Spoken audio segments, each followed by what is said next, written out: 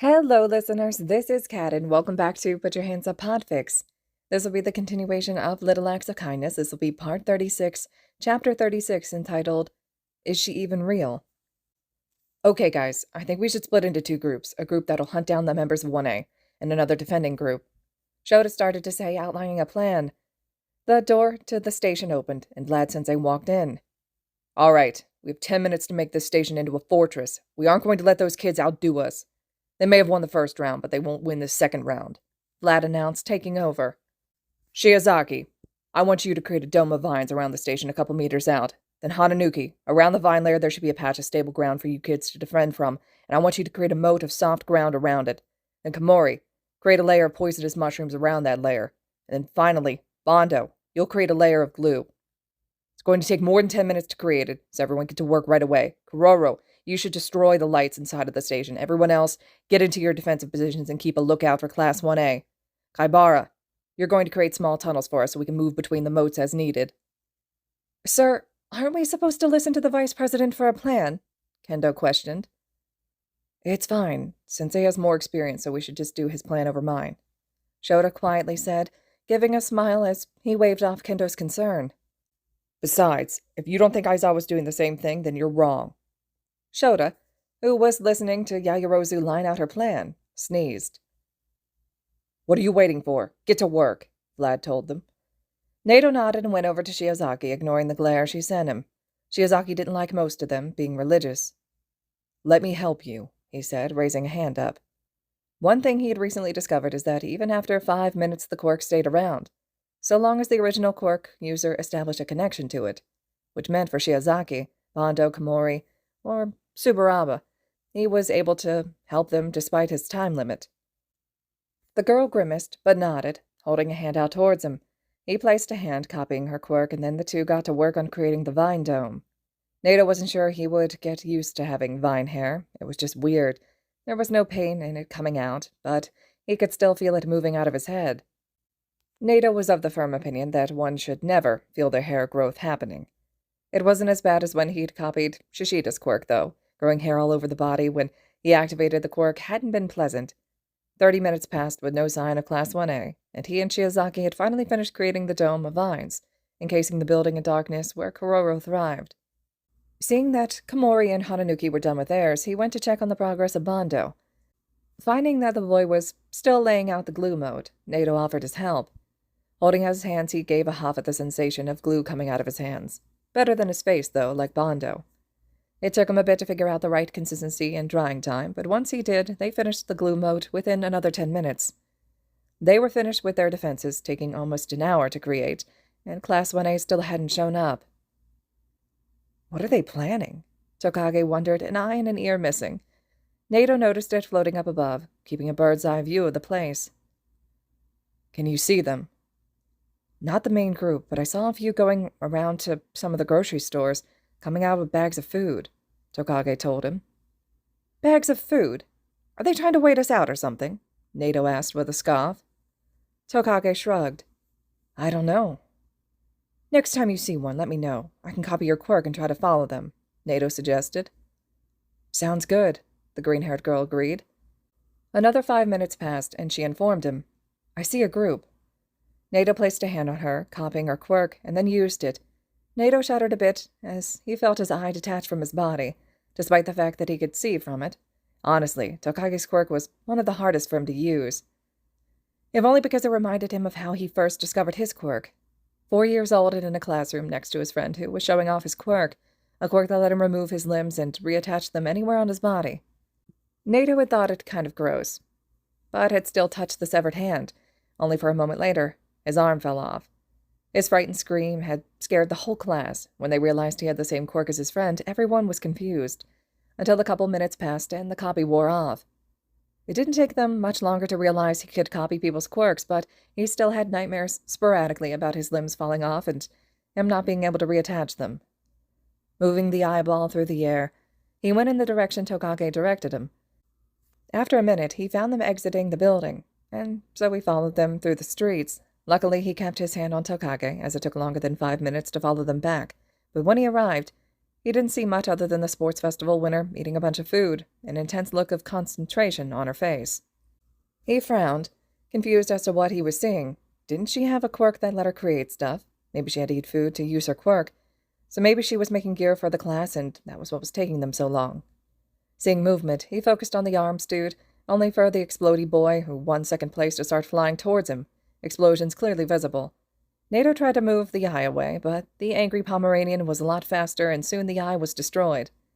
Nato just sighed as he felt the eye regrowing, and then informed Tokage of what he had seen. "You're probably right. I guess all we can do is wait for them to come at us and expect a trick or two." "Do you think anyone brought some cards or something to pass the time while we wait?" Nato questioned, hating that Class A was making them wait. They were going to lose anyway, so why drag it out? Looking at the rest of his classmates, he found that no, none of them brought along a deck of cards, expected, but disappointing since none of them thought this exercise would take so long. Sensei had them practice siege the past week just for this, and none of their rounds had ever lasted longer than half an hour. This fight had already doubled that time. Another 10 minutes of boredom passed, and Vlad Sensei had them reinforce the barriers, having to reapply some of the motes as the quirks had either worn off or dried up. Finally, at a little over the 2-hour mark, and the school day coming to an end in the next 30, Tokage told them there was movement. "They seem to be moving towards us. Is that? No fucking way," Tokage said, cursing, something Nato had never heard her do before. Shiozaki glared at Tokage. "What is it?" Tsuburaba asked. Tokage was pale, even as Shishida raised his head up. "I hear something. Like a vehicle? But not one I'm familiar with." "They created a tank," Tokage finally answered. "A tank?" Nato demanded. The others looked a bit doubtful. After all, how was it possible for 1A to get a tank? A minute passed. 2. All of them could see it now, driving towards them in the distance. Some of Class 1A were keeping pace alongside it, and were those sleds? Sleds that looked to be made of ice, the son of Endeavor creating ice for the sleds to keep pace with the tank. As it got closer, they could see the sled was attached to the tank via some sort of rope, or more likely, tape from that one guy in the cavalry battle who caught the angry Pomeranian. "I don't think even I can stand against tank artillery. A bullet I can do any day, man, but a tank? I don't want to risk that for a school activity," Tetsu said, gulping. "It looks like that green-haired boy is being moved to the front of the sled," Tokage told them, her eyes sharper than theirs. Give us the prisoner, and you won't be harmed," Midoriya shouted, though all of them kept balance. Yesterday he had learned that the boy had copied Present Mike's quirk, and that he couldn't control how loud he was, so he wasn't speaking. It would seem that Present Mike's quirk was always active, but he could lower his volume to normal speaking volumes with a lot of practice and control. Right. The tank driving at them. "Sensei, I don't think our defenses will stop a tank," Kendo said, looking at them worriedly. "Perhaps we should—" "No, this is obviously because of Yaoyorozu. The tank is probably just an outer shell. We will stand our ground." Shishida growled, trying to pace back and forth as he activated his quirk, ready for a fight. When the tank was about 250 meters, it came to a stop. The barrel raised up, over their heads instead of straight at them. "This is a warning shot!" A loud bang later, and a bright flash later, and the class looked at the top of the dome, which was quickly burning down as it was lit on fire. Within a minute, the vine dome was gone. "This next shot will be explosive. Instead of an incendiary round, you have 10 minutes to decide. Any hostile action will forfeit your remaining time." Kendo looked at them all, from Vlad Sensei glaring at Class 1A's direction to Kororo, who had come out of the building at the large racket. "Well, I'm open to ideas." Shota shook his head. "We can't destroy it fast enough, and they only need one shot to destroy the building." "But they would be risking our deaths." "I think they are counting on Recovery Girl's healing. They probably went with as low as a volley as they could to destroy the building. If we don't give the hostage, they will kill them instead and thus win," Kaibara said. "Is that even possible?" Komori questioned. "I think so," Shota said. "But it's smarter to surrender. We will get another chance to win later." "I doubt they have many rounds. After all, it took them about 2 hours, so maybe making stuff takes time," Hananuki suggested. "Do you really want to take that risk? I say we take a vote. All in favor of sticking it out, raise your hands." No one raised their hands, unwilling to go against a tank without any of them having a plan. "Monoma, you're friends with that green-haired boy, right?" "Rivals," not friends. Kendo rolled her eyes. We will go grab the prisoner and deliver it over. Nato sighed but nodded. Frankly, it was insane that the girl's quirk allowed her to create a functioning tank. If she could create that, she could create anything. Soon they were walking out with the dummy, heading towards the sled, Speedy Gonzalez and Midoriya coming to meet them.